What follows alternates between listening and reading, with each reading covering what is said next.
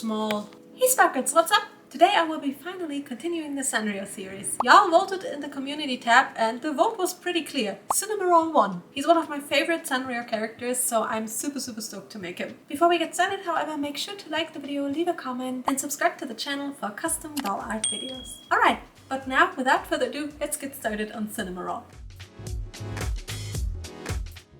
As well as for Kuromi and My Melody, I'm also going to print Cinnamoroll's doll on my resin printers. Here you can see some of the pieces curing while another batch was still printing. I used the regular Anycubic skin tone for this doll. I saw a lot of you guys requesting or asking if I would make Cinnamoroll a boy, and to answer that question, absolutely. Cinnamoroll is described as a male puppy in the Sanrio wiki, which is why I'm going to make him a boy. I know! Moonlight Jewel is making a boy doll? Well, that has never happened before. Well, maybe once.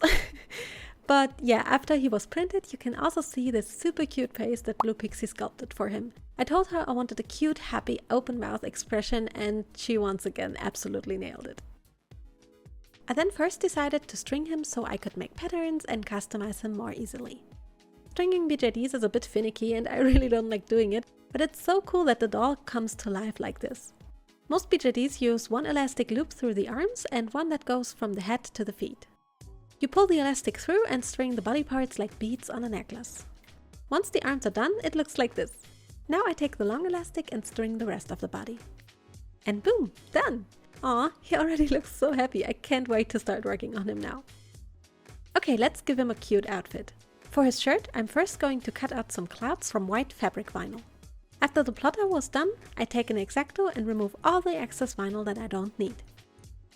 Now I just need to cut the clouds apart and place them on the pattern pieces of the shirt that I already cut out and fray checked. I then iron on the clouds onto the fabric and make a little 20-second dance while doing so.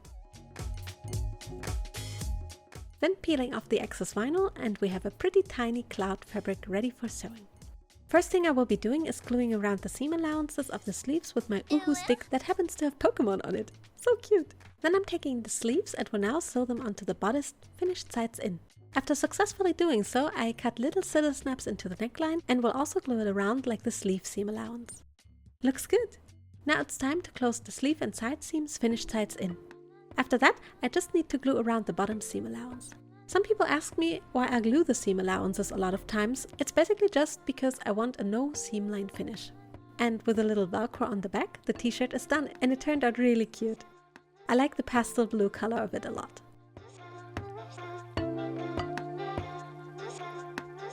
Let's give Cinna a little oversized cardigan, shall we?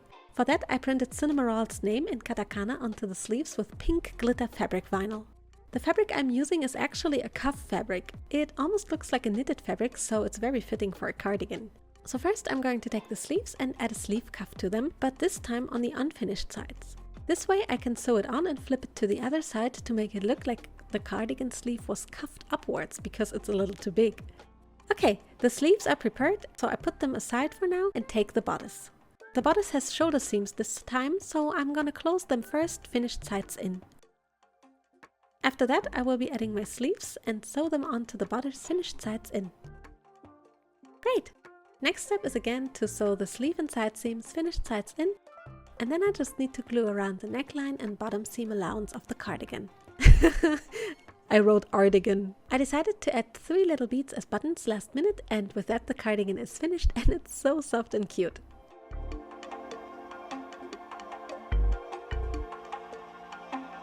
Okay, for the bottom part of the outfit, I wanted to make Cinnamoroll some realistic light denim blue jeans. I actually used an old pants from my dad for this and bleached the fabric for this project. For the front pockets, I'm first going to glue around the seam allowance of the pocket outside on the pants pattern piece, and then add the pocket bag that I cut from light blue fabric. I place it underneath the pattern like this and hem it in place with a couple of stitches. I also decided before stitching on the pocket bag to add a top stitching in yellow to the outer part of the pocket for a more realistic look.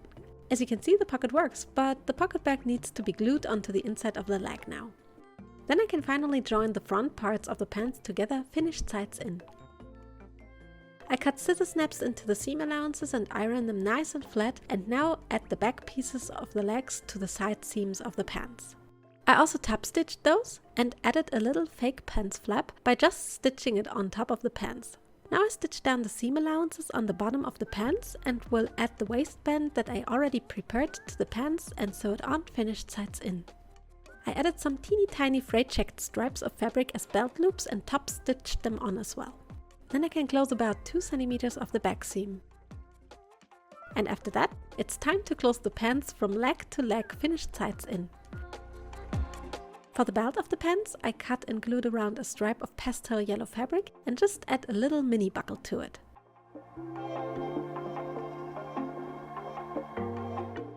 And with that and a tiny little chain that I added to the belt loops, the pants are done. I think these are my best pants I ever made so far. I'm actually really proud of myself. I also cuffed the bottom of the pants for a super cute look. And actually, while making this video, I was sent a package by Elegoo. Okay, so Elegoo sent me the Mars 3 printer for this video to try out and review for you guys.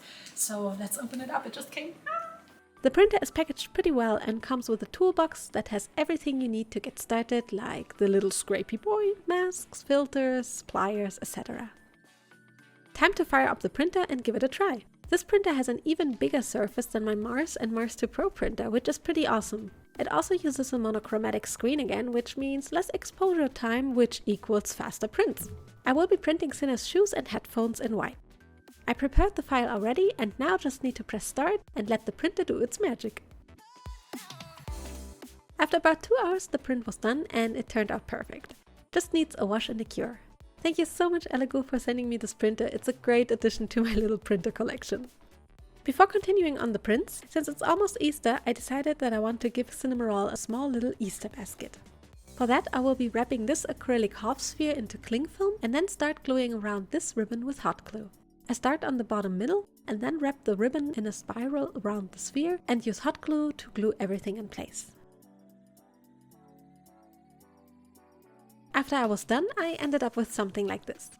Now I just need to remove the basket from the sphere, and I actually had trouble with that. I probably should have used more cling film. I eventually got it though and added a little handle to the basket with a string as well.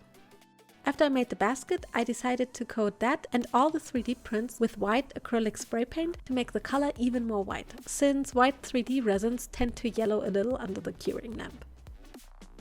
And here's the finished basket filled with some mini 3D printed Easter eggs and flowers.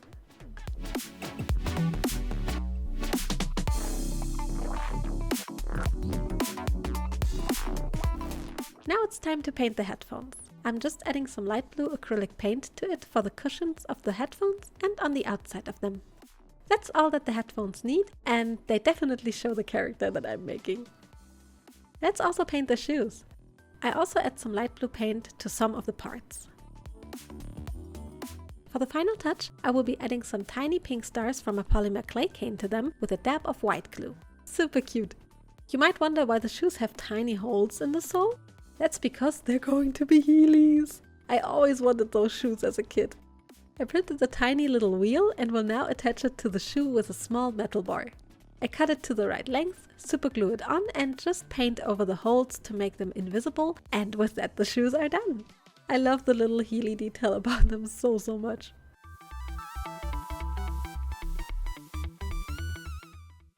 Okay, wig time! I wanted to give Cinnamoroll light blue hair, so I made my partner comb out yarn for me and prepared these wefts off cam. I luckily also had some stretchy light blue fabric that I could use for the wig cap. Now it's the same spiel as always. I use my trusty hot glue gun because I'm impatient and then just start gluing weft by weft to the head. Since Cinnamoroll will have shorter hair, I will also be styling each layer after gluing because it makes the whole process easier for me. And yeah, then I just work myself up layer by layer, gluing, cutting, styling until I reach the top of the head. Or like until I run out of wefts because of course, as always, I didn't make enough. Okay, so I'm like halfway through and guess what? I'm out of wefts. I never seem to make enough wefts for wigs. Need to make more. But it's looking really cute already. Once I managed to make some more wefts, I can finally finish the wig by filling up the remaining empty spots and cutting and styling them in place.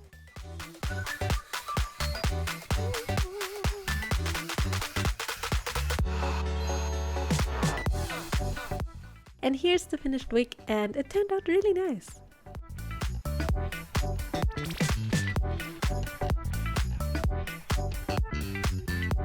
But hey, let's also make him some hair clips. For that, I will use some plastic packaging and already cut out the hair clips from different vinyls with my Cricut. Now I just remove them from the paper and stick them onto the plastic. I cut them out as neat as I can and then stick them onto some sticky tape to apply some UV resin to give them more dimension. And after curing, we have some super cute little hair clips that I will just glue to the wig later on. And now the moment you've all been waiting for, the face! I cannot wait to paint this cutie. He's already gotten the Mr. Super Clear Spa treatment, and now I can add some micro glitter to his skin to give him a little bit of glow. Then I'm taking some orange tones to give him blushing and shading. I decided that fits him better than pink blushing, and I had fun trying out something new because I pretty much always use pink blushing. I also add a little forehead and chin blush and then go in with some red in his mouth. After the initial brushing was done, I start to sketch out the eye lines. I wanted to keep them simple without too many lashes and extras this time, which made it even a little trickier. I think drawing simpler lines is actually harder because every single line has to be perfect. Sketching out the initial lines always takes the longest for me on a face-up. After I was satisfied with one eye, I now needed to transfer to the other eye, and then I could finally go in with some black acrylic paint. This part is difficult because you want to be accurate with the paint, but the small nail art detail brushes make it a little bit easier. I slowly build up the lines until I am completely satisfied. And of course repeat the whole thing on the other eye as well. After successfully doing so, it's time to paint his eyebrows with some light acrylic paint as well. I sketched them out with a blue pencil first and then go in with some paint. I give him a final layer of glitter before spraying him a final time with MSC. And then it's time for gloss! I will be glossing his mouth and also the waterline of the eyes for a more alive look. Usually it needs about 3 to 4 coats with drying in between to make everything super glossy. Okay, last thing to make are his eyes. I made this eye design on my iPad and printed them in the right size on shiny cardboard. Then I cut them out with my tiny scissors and will now fill some UV resin into my half sphere mold. Oops, maybe I should open it. After filling in the resin, I add a tad of light blue glitter and then place the iris upside down onto the resin. Please go in. Ah! Oh my goodness. I push it into the middle of the mold and cure it about 2 minutes under the UV lamp. After that, I'm adding some white mixed UV resin and fill up the rest of the mold with it. I'm curing it again, and now it's time to demold. Ah yes, they turned out super cute. Now I just needed to repeat that step a second time and we have some super cute eyes. Let's see how Cinnamoroll's face looks like with the eyes inserted. Oh, they fit perfectly, and I really love the little sparkly glitter in them. And sparkles, I think with that we have it all. I'm super excited to see the finished doll. You too?